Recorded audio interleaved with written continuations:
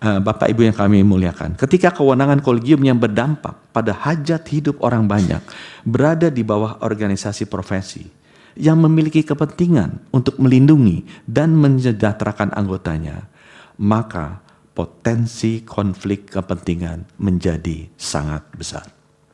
Padahal penyusunan standar kompetensi harusnya berorientasi pada pemenuhan kebutuhan layanan kesehatan masyarakat secara luas dan merata, tanpa mengorbankan mutu layanan.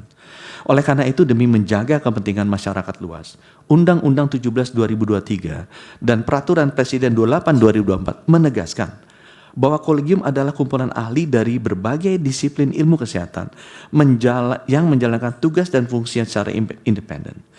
Prinsip independensi ini harus kita pastikan bahwa semua keputusan yang diambil oleh kolegium harus bebas dari konflik kepentingan dari setiap unsur-unsurnya, terutama dari profesinya mereka, dan selalu menempatkan kepentingan masyarakat sebagai prioritas utama.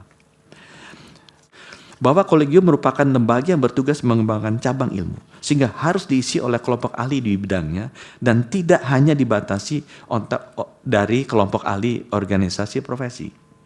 Pengembangan cabang disiplin ilmu yang dilakukan oleh kolegium dapat berupa pemanfaatan teknologi dalam pelayanan kesehatan yang membutuhkan keilmuan yang lebih berkembang, ide progresif, dan semangat kolaboratif lintas latar belakang. Sehingga kelompok ahli tidak harus dibatasi hanya berasal dari organisasi profesi. Perkembangan teknologi kesehatan dan kedokteran akhir-akhir ini sudah berkembang ke teknologi-teknologi baru, seperti pelayatan kesehatan dengan robotic surgery, pelayanan kesehatan dengan menggunakan bioteknologi, pelayanan kesehatan dengan menggunakan artificial intelligence, pelayanan kesehatan dengan menerapkan kedokteran presisi, telemedicine, yang menyesuaikan dengan karakteristik tiap individu termasuk genetiknya. Kombinasi antara keahlian yang dimiliki oleh dokter-dokter yang sudah lama berbakti dan ilmu-ilmu baru dari dokter-dokter muda dan komponen-komponen keilmuan baru yang masuk secara agresif untuk meningkatkan layanan kesehatan masyarakat. Pembatasan kelompok ahli hanya dari organisasi profesi justru akan melanggar hak masyarakat dan tidak memberikan kesempatan bagi tenaga medis, tenaga kesehatan muda yang modern, yang secara luas untuk berkontribusi dalam peningkatan pelayanan kesehatan. Penggunaan frasa kelompok ahli yang tidak hanya dibatasi kelompok ahli organisasi profesi merupakan upaya negara untuk menjamin bahwa setiap kelompok ahli dalam tiap cabang ilmu kesehatan tanpa melihat afiliasi organisasinya memiliki kedudukan yang setara. Ketentuan ini membuka peluang yang lebih adil dan seimbang, bahwa siapapun kelompok keilmuan yang memenuhi syarat kalian dapat membentuk kolegium. Hal ini memperkuat prinsip non-diskriminasi dan pembentukan lembaga dan memperluas partisipasi konstitusional para ahli tanpa perlu melalui saringan-saringan secara eksklusif dalam struktur organisasi profesi yang bersifat privat. Bahwa pengaturan kolegium dalam Undang-Undang 17/2023 mencakup seluruh cabang disiplin ilmu kesehatan, termasuk ilmu kedokteran, di mana dalam pelaksanaan pengembangan cabang disiplin ilmu berlaku ketentuan yang sama antara ilmu kedokteran dan ilmu non-kedokteran. Apabila frasa ilmu kesehatan dirubah menjadi ilmu kedokteran, justru akan mempersempit cakupan ilmu dalam pasal aku dan menghilangkan pengembangan potensi cabang disiplin ilmu kesehatan lainnya. Hampir di seluruh dunia, menterinya Menteri Kesehatan dan juga perguruan tingginya adalah School of Medicine. Jarang sekali kita menemukan yang namanya School of Doctors atau Menteri Kedokteran. Karena memang cabang ilmu dari kesehatan itu lebih luas dari cabang ilmu dari kedokteran. Pertentangan dengan pemenuhan hak konstitusional atas peningkatan mutu pelayanan kesehatan yang dapat diperoleh melalui pengembangan disiplin ilmu kesehatan secara komprehensif.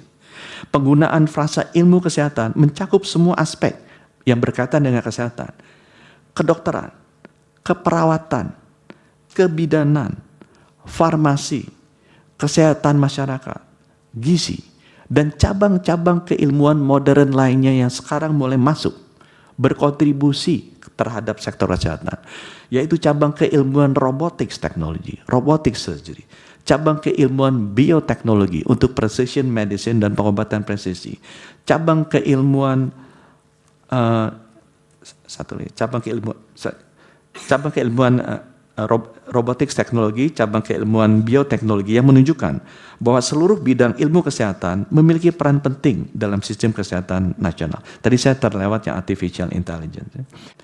Dihilangkannya rekomendasi organisasi profesi pada prinsipnya untuk menyederhanakan birokrasi perizinan tenaga medis dan tenaga kesehatan sebagai upaya pemerintah dalam meningkatkan kualitas pelayanan publik. Dalam menerbitkan izin praktek, negara harus memegang kendali penuh karena negaralah yang bertanggung jawab memberikan perlindungan publik, akuntabilitas demokratis, dan keadilan sosial dalam sistem kesehatan nasional, sehingga dapat menjamin setiap warga negara untuk memperoleh pelayanan kesehatan yang layak. Kewajiban rekomendasi organisasi profesi sebagai salah satu syarat penerbitan surat izin praktek justru membatasi hak warga negara untuk mendapatkan pekerjaan dan penghidupan yang layak, karena menambah persyaratan di luar aspek pemenuhan kompetensi yang telah dipersyaratkan sebelumnya melalui surat tanda registrasi dan sertifikat kompetensi. Pengaturan sebelumnya yang mempersyaratkan rekomendasi organisasi profesi untuk penerbitan izin praktek menimbulkan beberapa masalah dan hambatan bagi tenaga medis dan tenaga kesehatan untuk menjalankan praktek keprofesiannya. Sementara terdapat kebutuhan peningkatan pemerataan dan akses layanan kesehatan yang harus diterima masyarakat. Permasalahan dan hambatan di lapangan antara lain sulitnya mendapatkan rekomendasi untuk bagi lulusan perguruan tinggi. Sulitnya kita bekerja di daerah tertentu yang sudah ada senior-senior dokter yang ada di sana dan tidak diberikannya rekomendasi untuk penambahan medis di satu rumah sakit atau di satu daerah tertentu. Petitum. Berdasarkan keterangan tersebut di atas, pemerintah memohon kepada Yang Mulia Ketua, Yang Mulia Anggota Majelis Hakim Mahkamah Konstitusi Republik Indonesia, yang memeriksa, mengadili, dan memutus permohonan pengujian dapat memberikan putusan sebagai berikut. 1. Menerima keterangan Presiden secara keseluruhan. 2. Menyatakan bahwa para pemohon tidak mempunyai kedudukan hukum. 3. Menolak permohonan para pemohon untuk seluruhnya atau setidak-tidaknya menyatakan permohonan para pemohon tidak dapat diterima. 4.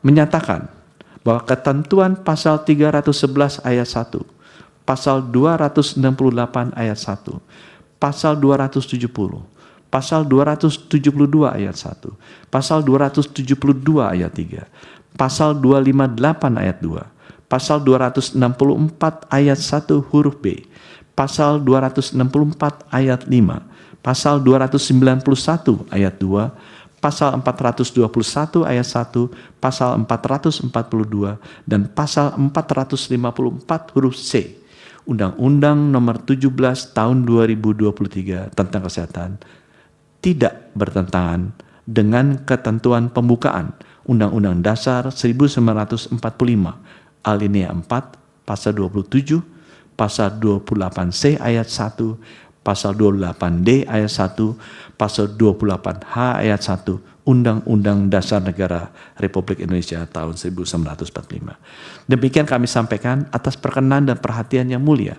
Ketua, Yang Mulia Anggota Majelis Hakim Mahkamah Konstitusi Republik Indonesia, kami ucapkan terima kasih. Hormat kami, Kuasa Presiden, Menteri Kesehatan Budi Gunadi Sadikin.